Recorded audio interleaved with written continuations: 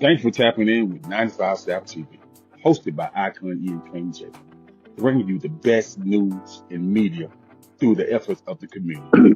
We interview nonprofit organizations, business owners, school teachers, spiritual leaders, and anybody who has an impact in the community that has a remarkable backstory.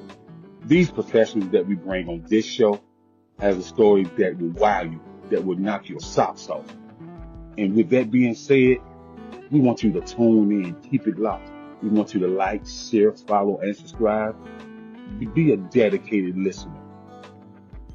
Come in, and if you require to do an interview, you can definitely reach out to us at 95southpodcast@gmail.com. What's going on? What's going on? It's your boy Ikon. And once again, here we on 95 South TV. First and foremost, I want to thank God for this opportunity because without him, it would be no us to have this great platform. Next, I want to introduce my right-hand man, your baby mama favorite host, Barry White Jr., voice himself, Jacob the Great. What's going on, fam? Hey man, how's everybody? Glad to be in the land of the living. Another day, another choice, another day to get it right.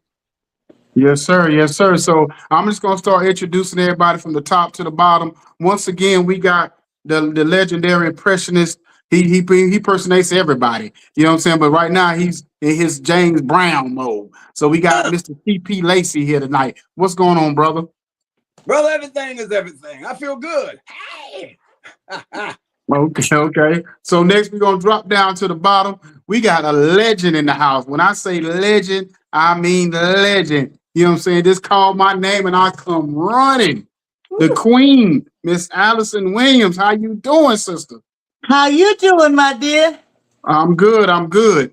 And I ain't gonna try to butcher this. So, ma'am, queen, I'm gonna let you introduce yourself because I ain't about to mess this up. Because they say I'm known to mess somebody's name up. So I'm gonna let you introduce yourself. How's everybody doing? My name is Gnomi Gre.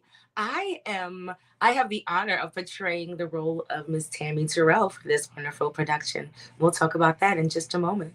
Yes, yes, yes. So I'm gonna let my brother Jacob, I'm gonna let him get started or whatever, since he's the one that brought all this star studded this on here tonight.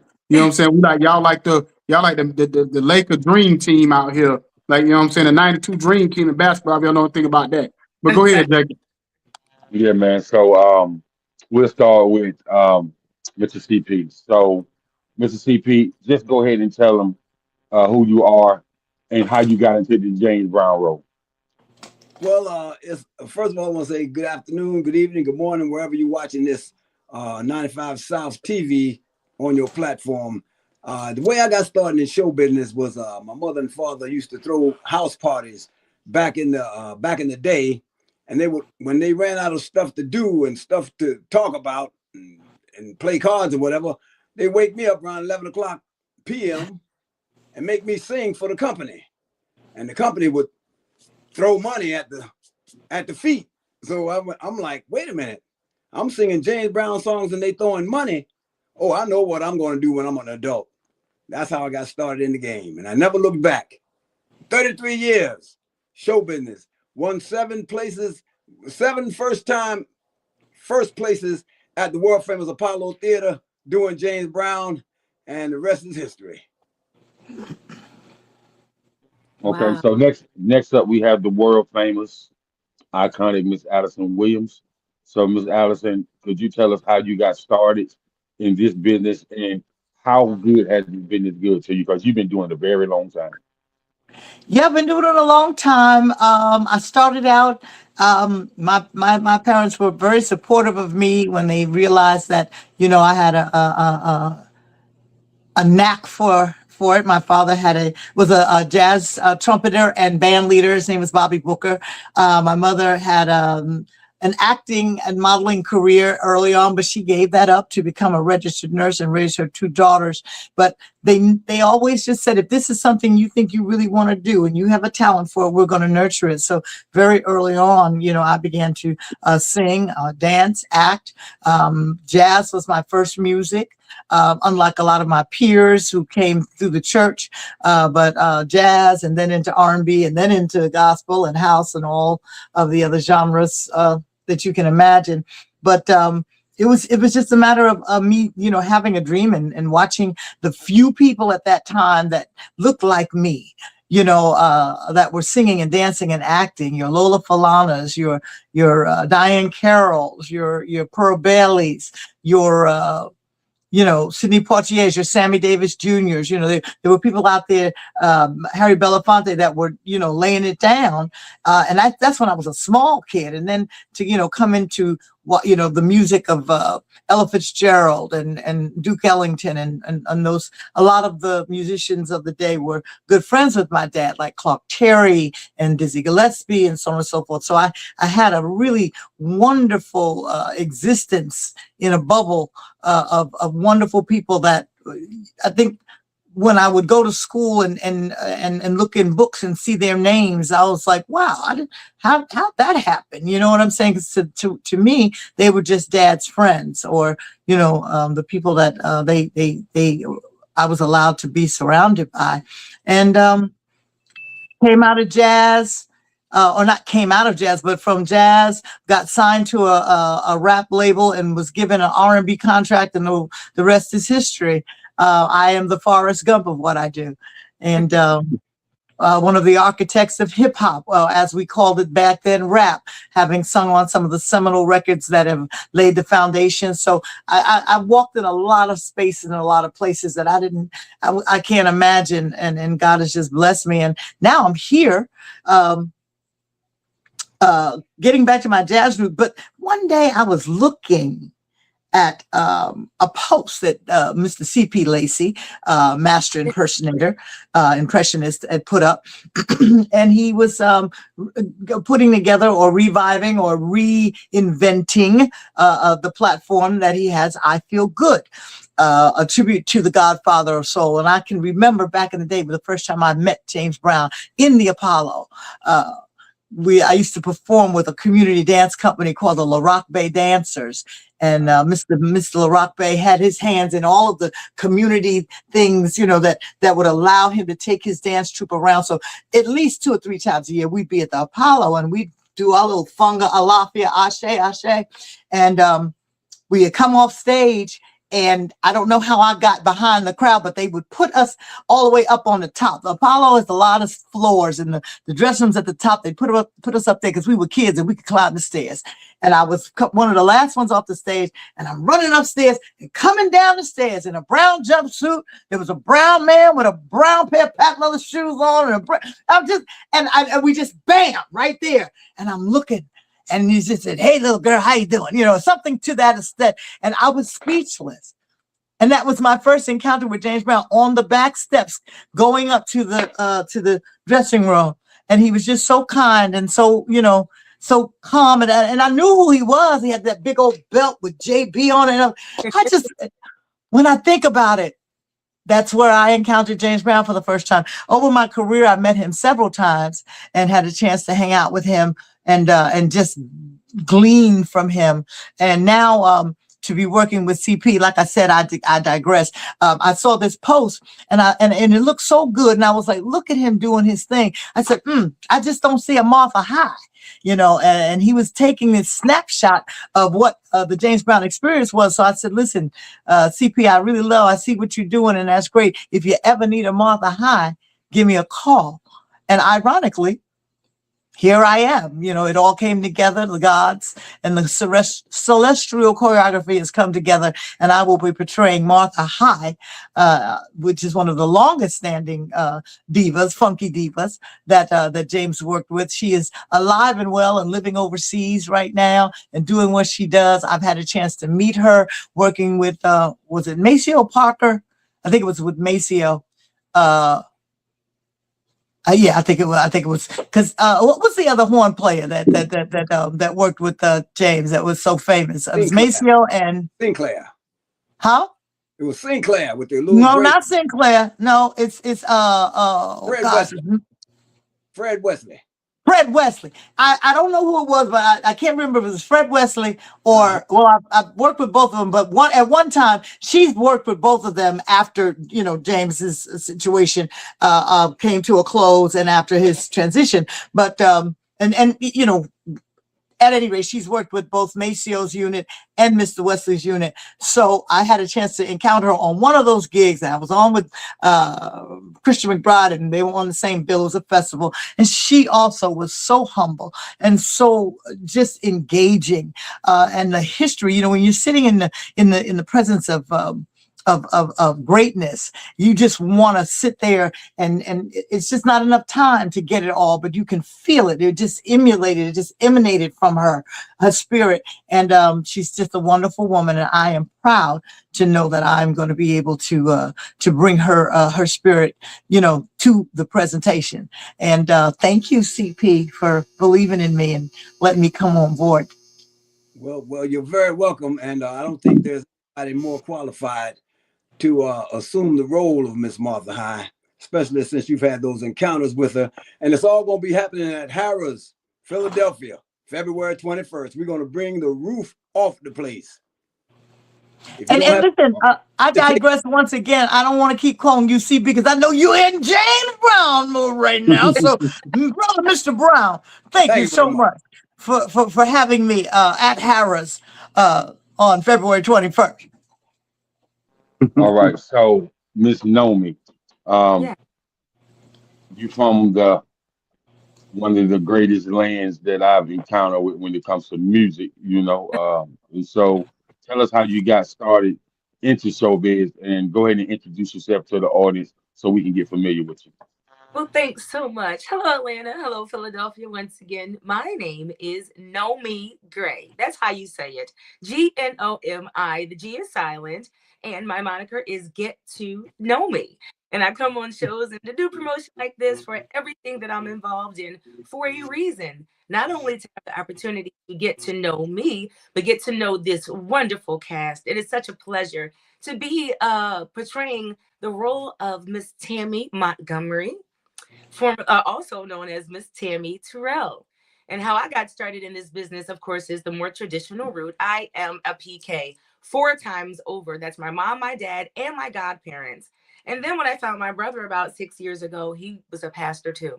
So I have it honest on all sides. I'm a true PK. And of course, I started to learn harmonies and diction and presentation in the church. But I was that weird kid in elementary school who always got picked to sing during Black History Month and all the assemblies in school. I got bullied a lot. I got beat up a lot. Why? Because I was probably coming to school dressed like I was going to church after school, because I was. I had to go do something, you know, for my mom or my dad or for my church, very highly involved. But that discipline actually carried me through my entire career. I was actually a child actress. I was a part of something called the Prince Music Theater Rainbow Company in Philadelphia. The location is still at Broad and Chestnut. It used to be the Prince Music Theater, and we had something called the Rainbow Company. At 12 years old, I garnered the role of the lead in Bobos by Ed Shockley.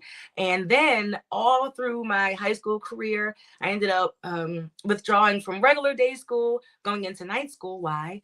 Because I had a show to do. I was on tour. Like I said, I was 12 years old when I was the lead in that 3-month tour that turned into a 6-month tour. And then we had those tours all through my high school years. And God has been so good because I was able to use that triple threat training, acting, singing, and dancing, and turn it into a career that actually paid me and fed me, and a means of income where I could support my family as well. So yeah, I was a child actress. I then went into, I've done some small shows on Broadway. You know, you may have heard of them. I used to work for Disney. So I became friends with Nala from The Lion King. And also I toured with a show called Hairspray for a few years on Broadway as well. That took me to China. That took me all through Asia, all through Canada. And that helped book me my first movie role. I actually played a goth chick in a movie called Camp Dread. Yes, with Eric Roberts. Yeah, thank you so much. I hope to do some more film work soon, but when I'm not on the road, I love to do projects like this. Shout out to Cynthia Tyer. She's amazing. I got a chance to meet her maybe a good 5 years ago now, and she was very instrumental and helping me secure my role with the OJs for a few years. I sang background most recently with them, and that was an amazing experience as well. So all through my career, because I am the youngest of 5 siblings, I had the opportunity to just sit back and listen to great music. It's Alyson Williams. You have no idea how I'm fanning out right now because my sister, my oldest sister, shout out to Vanessa Berry, PJ Brown, Miss China Fulton. They are my musical icons because when I was a kid, I heard all of the best music, including Just Call My Name, and of course, all of the James Brown catalog, all of the Michael Jackson catalog. I snuck and listened to that music with them. Why? Because I'm a preacher's kid. All we had was gospel music in my house. There was no secular music as I was growing up. So I'm glad that my sisters had great taste in music. They also sing in their musical as well, but it was because of them. They planted the seed so long ago, and now I'm here and I'm ready to go. And it's such an honor to portray Tammy Terrell in this production. Thank you so much. Thank you so much. And so shout out to Miss Cynthia. Yeah. I appreciate her, working with us and always calling on, the platform to bring amazing people on. And so I just I just say it's wonderful to know that people are here and still following this. Yes, absolutely. She's working Keep so. going. I'm on the ground right here in Philly, the Philadelphia Chester area now. We're doing whatever we can just to make sure that we get the word out. We were just at the venue. It's a beautiful venue. You guys going to love the stage. The sound is always pristine. And we just want to get some butts in the seats. So everybody that's watching right now, please make sure you go to ifeelgood.ticketlocity.com. Get your tickets now. The VIP section, I believe, is almost sold out. There's going to be vendors. Shout out to Mr. Brian Parr. He's going to be providing the pre-show music as well. You are in for a treat. There's no reason why you're not going to leave this show saying, I feel good. Right. Okay. Thank you so much. I come over to you, man. So I'm gonna jump to Miss Williams for a second, and I'm gonna come back to everybody else because I got a question that's a real curious question for me. So I almost feel like you've been disrespected because you was the first female R&B artist at Def Jam, and I don't feel like you get your flowers because most people probably don't even know that. You know what I'm saying? So at the end of the day, how did that even come about for you? Because that was a hip hop label for so long, for so many years, and that's what a lot of people know it for, the Run DMCs and the LLs and whatever. Even though Run DMC wasn't technically signed to them, but that's what people kind of equate them to, the Beastie Boys and all that, DMX, even, Ja Rule, all these guys. You know what I'm saying? Well, So what we'll do is we'll roll it back and we'll just say that I am one of the founding cornerstone, founding artists of Def Jam. When Russell first decided that he needed to put a label together, he said, "My brother is beating up my mother's arm of the couch and messing up all her good pots and pans, beating and just drumming, and I got to put something together." Now, ironically, Joey and the other members of Run DMC, they didn't end up on Def Jam. They ended up on Profile. But nonetheless, Russell wanted to put this, and to quote him, the dopest, deafest underground label for underground artists. It's going to be this. And he had this whole spiel he would say all the time. I met Russell through Curtis Blow, who has always held the moniker of the king of rap. And I met Curtis and we developed a friendship. He was being mentored by managed by Russell Simmons, produced by Larry Smith, and I became his hook girl. And so the hook girl is, a lot of the music these days, you have a hook, but the structure is just different. But rap was a musical entity, not just beats. It had music. There was musicality in the music. So I'll just give you a little rundown. Working with Curtis allowed me to sing on songs like AJ Scratch, Fat Boys Are Back. If I rule the world, I love all the girls. Before Lauryn Hill re-recorded it. And of course the iconic, they're playing basketball. We love that basketball. So having done all of that work and laid all of that history down, Russell began, putting it together, and Def Jam was born, and along with LL Cool J and Houdini and Public Enemy and all of my other R&B counterparts, Orange Juice Jones, Tayshaun, Rashad, and Chuck Stanley. We made up the R&B division of Def Jam when that came to be. It was called Original Black Records. We were all, through Columbia and Sony. So I know that I laid the foundation. You know what I'm saying? I was right there when everybody started. We were all there together. And thank God, it not only changed the game, changed the music, but it changed and created a culture. And so therefore you can talk about a DMX in the same breath, and so on and so forth. And it was an honor to be a part of something that is going to be a part of history forever. Now, like you said, have I gotten my props? Maybe not like I should have, but you know what? Delayed is not denied. And if it's over for me tomorrow, I have walked in places and spaces that many would have never had a chance to do so. So I'm glad for the run that I have. Not that I had, but I have, and I'm not done yet. I know I'm not done yet. I know that God has more work for me, and I will be given what is due me, because that's how God works. And that's the only person I answer to, and that's the only person I work with. So everything else, we'll see how it all turns out. Yeah, because I'm glad you said it before I jumped to Mr. Lacey. I wanted to say, because I was watching Keith Sweat on the Breakfast Club a couple of weeks ago, and he was saying, well, if the Grammys or the BET Awards, all these people came to him now and tried to honor him, he said, I don't want it.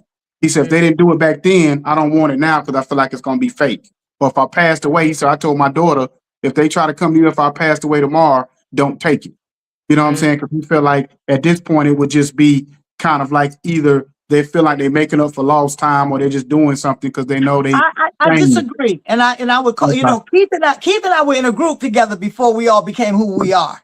It was called Jamila, and we worked all the Chitlin circuit. We worked all the clubs in Harlem and so on and so forth. Keith and I go way back, like car seats, and I know how he feels. I feel the sentiment, but I think they are making up for lost time, and they should. Whenever they get the opportunity, give someone their roses while they're still alive. I don't care how long it takes them to give it to them. That's what I feel. So if the Grammys or the BET or NAACP or whoever else would come to honor me right now, I want it, because that's these are the way, these awards. And always people say, oh, I didn't do it for the awards, I don't do it for the money, I don't do it for the yes. Well, what are you doing it for? Because having these doors open for you is what builds your platform. Then you have the choice to stand on that platform and let your voice be heard. Yes, do you understand what I'm saying? When you're in the spotlight and they think you can sell a tube of toothpaste or whatever it is they want you to sell, or how many swipes, likes, subscribes, and numbers that you have, because that's how the business is now. I got so-and-so viewers and so-and-so followers and yada, yada, yada. That's if you have these platforms and they honor you, it puts you in a place where you can then do the best and do the most, and then continue to grow, and then reach back and pull somebody else through. Maybe they ain't got to wait as long as you did to get yours, but I bet you they need to come. I got an Emmy right here behind me. I got an Emmy up on the thing. I'm working on the Grammy, the Oscar, and the Tony. I know that's right. Right. So, I didn't come this far to turn nothing down. I've been working and continue to work every day, and God blesses me to wake up every day to get what I feel I deserve. And I feel I put in great work, but I think there's more work to be done. So here we go. There's a man. So Mr. Lacey, so I understanding that you brought Miss Williams on. So when I guess you must be part of like picking people, production, and all that. So how do you go about trying to fill the right roles and the right people? Because I know it's very important, because they're playing historical people. So how do you go about when you see somebody that you want to play a particular role in this ensemble? Well, it's not just me. It's my co-producer, Miss Cynthia Tyre. like what we do is we see the jewel in the person, not just the fact that they can sing or they can dance or they can do whatever they do. You have to bring out the essence. Like Miss Williams said, she is the essence of Miss Martha High. Yes. Any actress can get on stage and say, "Hey, I'm Martha High," but if you don't have the essence down in you, then you just on the stage with bells, whistles, cymbals signifying absolutely nothing but yourself. Yeah, yes, sir. Yes, sir. I do want to, before time is against us, I want to shout out a couple of people in this production, and that's the musical director, Mr. Brother Damon. He's doing a wonderful job getting all of the James Brown music, all of the music for all of the supporting folks in it, like Miss Martha High, Tammy Terrell, Lynn Collins, Hank Butler's going to be on the stage, Bobby Bird's going to be on the stage. Oh, we're going to bring it. It's at Harrah's, Philadelphia, February 21st. If you don't have your ticket, people are going to be talking about you the next day. Say, brother, sister, you missed it. You missed it. We have everybody hitting the stage. When we finish with that stage, they're going to have to build a new stage. That's all I got to say. Love it. Yeah. I'm trying to think when I watched the James Brown movie, was Martha High, was that Jill Scott? That wasn't the same. No, that was his wife. She played Brown's wife. Okay. I was trying to make sure. It's been a while since I watched it, so I was trying to make sure that wasn't who that was. Martha High was a constant visual and vocal part of the James Brown organization. And what I loved about it is that, James had at one time the Fabulous Flames, which was a male line of singer, dancer, background people. He had an incredible rhythm section. And sometimes he had people like Bootsy Collins. He had, the best of the best. He had background singers, and he had the female background singers, and he also had dancers and so on and so forth. But he had Martha High always in a gown, appointed with wonderful jewelry and beautiful hair and what have you, because he wanted to make sure that what he put out there to the people, when he said what the people say, what the image that he put there, he wanted to show a Black woman at her best. Yeah. At her best. Absolutely. Elegant and well appointed and coiffed. That's what he wanted to show. And he had his dancers. He had the disco, not disco dancers, but shimmy dancers and so on and so forth, that did what they had to do and so on and so forth. He had his background singers and so on and so forth. But he kept Martha High in that spotlight, and she was the epitome. She was the beacon. She was this is what represents a Black woman. And that was her role. Okay, so Ms. Naomi, I want to ask you a question. What's been the most challenging part about playing Tammy Terrell in this ensemble? Oh my goodness.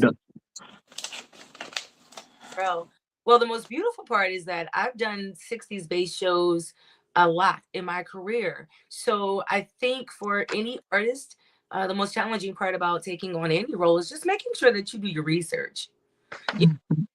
Seeing somebody say, "Oh, I'm portraying this artist or that artist," and then you see their portrayal of it, and you're like, "Wait a minute, they didn't do that." No, if you are going to keep somebody's name alive by singing their music, you have to listen to how they sang their music, listen to their intention, not just if you can hit that note. You have to. That I'm sure Mr. C.B. Lacey can agree with this. He doesn't just get up there and just say, "I'm going to do James Brown." He embodies the soul and the whole intention and the spirit of Mr. James Brown. So the challenge of portraying Miss Tammy Montgomery later on becoming Miss Tammy Terrell is understanding the era. I was just talking to Cynthia about my costuming and my hair and how I want to approach this role, because I want to honor her right. I don't want to just say, "Oh, I'm just going to put on a dress and just go up there and sing." Anybody can do that. But if you're talking about the 60s, I'm going to have my hair teased. I'm going to have my hair flipped. You know what I mean? I'm going to have you giving us the beehive flip, girl. Hold on, Mr. James Brown, aka CP Lacey. Are you playing Marvin Gaye in this too? Because I know you impersonate Marvin Gaye. I seen you Marvin Gaye, I think. So you impersonate him in this too? No. But I will be doing a surprise guest when the intermission happens. I come back as a surprise guest that you're not gonna want to miss. Well, I'm gonna tell y'all, for those who are watching, Michael Jackson gonna hit the stage before the show is over too. Okay. So do y'all have David Ruffin in this one too? Do y'all have somebody playing him in it? Well, he wasn't a part of the James Brown experience. They've crossed paths on stages before, but as far as the essence of this production is James Brown touring the country and the world. Okay. And this is the people he took with him on tour. Gotcha. Martha Hyde, Vicki Anderson. You know what I'm saying? Bobby Bird, Hank Ballard, all these people. You're going to see them all on the same stage in one night. We got to figure out how we get this to Atlanta. I'm telling you, we got to figure this. Jacob, we got to figure out how we can get this to Atlanta. Because I'm telling you, y'all kill it in Atlanta. Something historical like this, I know y'all make a killing in Georgia. Oh yeah. If I might interject as well, I know that this is a production that has legs, and well, for those who don't know, when you say that in the industry, it means it says something that has the ability to move from place to place and continue to grow. And I know that I Feel Good has the ability to do that because, first of all, the music is the star of the show. And the legacy has been laid down. This is history. We have the easy part. This already happened. These people lived this life and James Brown left this music for us. And it's something that's been a part of our lives from childhood and generations before us. It is a part of our history, not just musically, but even historically through the politics. You have to remember we're transcending various periods of time. James Brown came onto the scene in the 50s. That we were still dealing with a lot of racial tension with the civil rights movement, and he was very much an advocate and a part of that, along with many other Black artists. And we're still seeing some of those injustices being carried out right now. So this is a show that really hits the heart. And I love the fact that we're doing it in February. It's just part of Black History Month. So I want everybody to please get your tickets. Do something that pays homage to our greatness, to our excellence as a people, Black, brown. Come on out. And everyone else, inclusive, not exclusive, but inclusive, to Harrah's Casino in Philadelphia on February 21st. I feel good. It's going to make you feel good. And we need to feel good right now in the world, across the globe. We need to feel good right now. And this is absolutely the presentation that'll give you that good feeling. Go ahead, Jack. That was I'm sorry. And I want to give a big shout out to Brother Chadwick Boseman, who did an incredible job on the big screen of James Brown. And folks might say, well, we saw the movie. We don't need to see James Brown no more. But see, he's an actor. When they gave him the role, he probably had, I'll give him at least a year to secure that role and learn it and embody the Godfather of Soul. But I've been doing James Brown since 1983. So you do the math. I am going to bring James Brown to the place. Shout out and no shade on Chadwick, but brother, I'm gonna take you to school. I think the thing that we want to do and what Mr. Brown, aka CP, is going to do is he's going to leave you. You'll know a little bit more about James Brown and what his legacy left and who he was within his organization and what he built. You'll know more than when you stepped into the room. Edutainment is what it's about, and educating while we entertain. While you are laughing and hollering and throwing your hands up, we're going to drop some pearls of wisdom down your throat. And that's really important, So you want to come on out, celebrate Black History Month, and watch CP take you to another level, because I've watched him and seen him do his James Brown tribute. It's more than an impersonation. It is always a tribute every time he hits the stage in embodying Mr. Brown, and it's incredible. It's incredible. And for those who did not have the opportunity to witness a James Brown live while he was still here on this earth, you're going to get that experience. You're going to get that experience. Like I said, edutainment, infotainment. We're going to give it to you, let you know how it went down, when it went down. You're going to be happy you came. You're going to feel good. Uh-oh, I feel good. Hey, And just to I want to piggyback, give one more special shout out to so is Seville, brother Seville, coming all the way from Las Vegas, and he's going to open up the show with some feel good music. Hey, Also want to play the role of Hank Ballard in the show, and Pastor D, straight from Philly. Pastor D gonna be there as Bobby Bird. I mean, we're gonna give it to you raw, uncut. famous. I know that's right. What you said? You trying to say something, Miss Naomi? Just to piggyback on what Alyson was saying, I strongly believe that this is a show for the ages. I don't believe you have to be a certain age to attend this show not either. at all. As I stated before, in my childhood growing up, I was heavily involved in Black History Month programs in the Philadelphia public school system before they disappeared. That actually was the core of me having such a great respect for Black history. If your kids don't know about James Brown or all of this great music, if they're teenagers, if they're young people, bring them along. Let them sit and be edutained, as Alyson said, through this show. This is a perfect opportunity this Black History Month. Let them hear where those samples originally came from. Because everything that they're bopping down or doing or whatever, I don't even know what they're doing now. So I'm not going to start naming dancers because I will, put myself out there. But whatever they're doing, they're probably doing it to a James Brown sample somewhere, somehow. He is one of the most, the most sampled musical entity in the world. Yeah. Yes, ma'am. Yes, ma'am. So whatever you doing, it had a root. It had a root in the James Brown pantheon. So come on out, hear it, hear where it all started from. Yeah. Jacob, you still there? Yes, sir. I'm here. I'm here. Yeah, jump on in, brother. Jump on in. So this is a question that's not about the trivia, but I definitely like to know this since I do have a musical background. So, how many octaves do you guys sing in? Oh my goodness. Well, of course, James Brown don't have no octaves except when he go.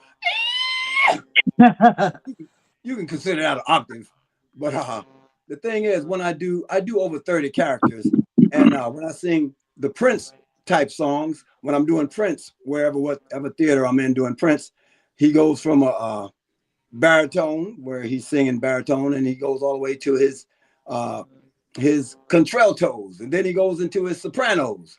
So I'd say Right. about three for me. Okay. Ms. Williams? I have not measured my vocal octaves in a long time. Now, not that it should make a bit of difference, except for as you go through, as you keep having birthdays, your voice will change, and you will be more proficient in different areas. For some people, it affects their highs. For some people, it affects their lows. I wish I could tell you how many octaves I have right now. I don't know, but I know that I'm an alto and mezzo soprano, and there you have it. So are you first alto, second alto, or first soprano or second soprano? Definitely not first soprano. Okay. Mezzo soprano, which is middle. Mezzo is middle. That's Latin Okay. for middle. Got it. Mezzo soprano, and I would say first alto. But I do have various placement in my voice where I'm able to hit certain notes or achieve certain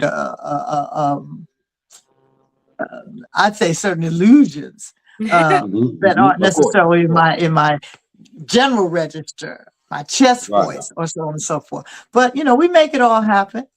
Yeah, yeah. Absolutely. So Miss For me, Naomi, like um, what would you say? very interesting. I sing background on a friend of mine. His name was Ashley Scott, and I ended up finding myself singing soprano on his song in the background. And I've never claimed to be a soprano. I have so much respect for sopranos. I would never even step into the soprano room. However, just recently when I was on tour with the OJs, they put me at the bottom. I actually doubled Mr. Eddie Levert by singing tenor. So I guess solidly on a good day, I would say I range between 3 to 4 octaves, baritone, tenor, alto, and second soprano. I wouldn't dare touch those first sopranos.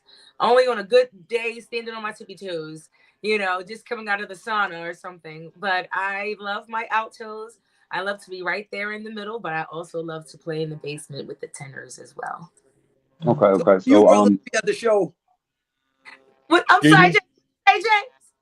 Will you brothers be at the show, Jacob? My brother here. Will y'all be at the show? I wish I could. I wish I could. I work a lot. If I could be there, I would definitely try to come. Sometimes I am coming through Philly, so maybe I get blessed and God will blow me that way because I work all over the country or whatever. So hopefully God will blow me that way that week or whatever. That's why I'm so bad. I want to get y'all to get it to Georgia or somewhere close so I Yeah. could actually come see it. But you know what I mean. But yeah, I definitely would love to see it. Definitely.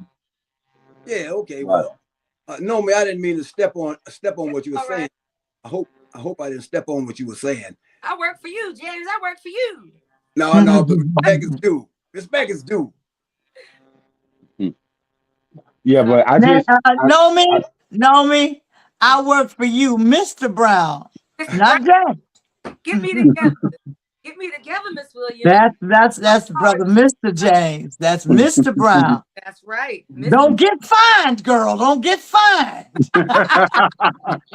And listen, please give my love to Ashley. You know, Ashley's one of my proteges. I met him as a very young man in his teens, and I'm always so excited to see him not only grow as an artist, but married with children. It's just like, wow, where does the time go? You know, and this new project is incredible. So I love to hear that you mentioned him and what have you. I would imagine the reason you were able to sing comfortably in the soprano range is because you were singing background on a male project. You know what I'm saying?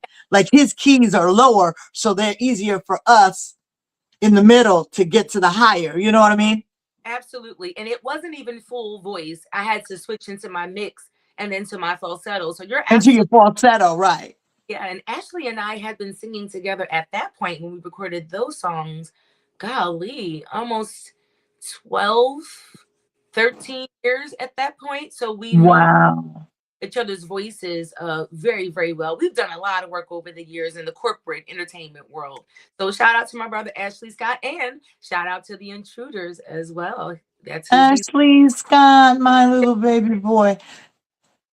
shout Yeah. out. Well, y'all. Well, first of all, we get out of here. Let me say, shout out to inspireradio.com. That's what this is powered by. 810 Studios, Roku channel, 168 Radio. So we got a plethora of different ways this can be seen. We actually come on 5 days a week on inspireradio.com. We actually their flagship show. So we come on 5 days a week on there, and it has over 650,000 listeners a month. That'll be definitely going on their platform. This interview definitely go on their platform, later this week or next week at the latest. So it'll definitely go on before the 21st, so people can. And then we going to even throw the commercial. I know y'all sent I think commercial over last week, and we're gonna definitely get that commercial in rotation and with our shows, so people can get that and hear about it every day. So I'm gonna make sure the commercial gets placed on and within our other shows and whatever, so it can be heard every day for the next just couple of weeks and going forward or whatever. So because we definitely want to do everything we can to support what y'all doing. Because this what this is all about. This is what 95 South is about, is supporting our legends. So I want to thank every legend from coming on here. Mr. Brown, aka Mr. Lacey, Miss Williams, Miss Naomi, because y'all could have been anywhere. I know y'all real busy trying to put this together. So at the end of the day, I just want to thank y'all for coming on from the bottom of my heart for y'all coming on here tonight, because y'all could have been anywhere and y'all chose us. So I My definitely pleasure to appreciate be here. Shout out to Cynthia Tyre and prayers for Mama Tyre and Cynthia's family. I know she's working, as I always say, tireless. Miss Tyre is working tirelessly to make this a success, and it will be. But it won't be unless you all get over there to the site. Nomi, can you tell us where the tickets are available again? I feel good. Ticketvelocity.com. Ticketvelocity.com. That's right, Ticketvelocity.com. I Feel Good, a tribute to the Godfather of Soul and Friends. You got to come out. You don't want to miss it. Happy Black History Month. Thank you so much, King Jacob. Thank you so much for having us on 95 South. I appreciate you. CP Lacey, brother Mr. James Brown, the Godfather of Soul, my brother. This is going to be so much fun. I don't think people understand how much fun we really going to have. Y'all just want to be in the audience because y'all ain't going to have more fun than we going to have. I'm trying to tell you. Talk about feeling good. Feet not going to touch the ground. Yeah. All right, I appreciate y'all. God bless y'all and much success moving forward. And whatever we can do to help, go ahead. I'm sorry. I want to piggyback on everybody who's thanking Miss Cynthia Tyree, but I would be remiss if I did not humbly thank Mr. Jimmy Holloway in New York City for giving me the Martin Luther King Keep the Dream Alive Honor Award on Saturday night, 2026, for all of the 35 years I've been in show business. I just want to shout him out and say, thank you, brother. Shout out to Jimmy Holloway. Yeah, congratulations. Keep the dream Congratulations. shining. Thank you. Yes, sir. Yes, sir. Yes, sir. All right, Queens, King. All right, hey, King Jacob, everybody. God bless y'all. And then next time, if y'all ever need us, just holler back and we here for y'all. Love you. Happy Valentine's Day coming up. Keep loving, keep loving. It's the only way we're gonna win, y'all. We gotta keep loving. Brown skin girl, and she knew I was out to go and clear my mind. The girl, she's Gre,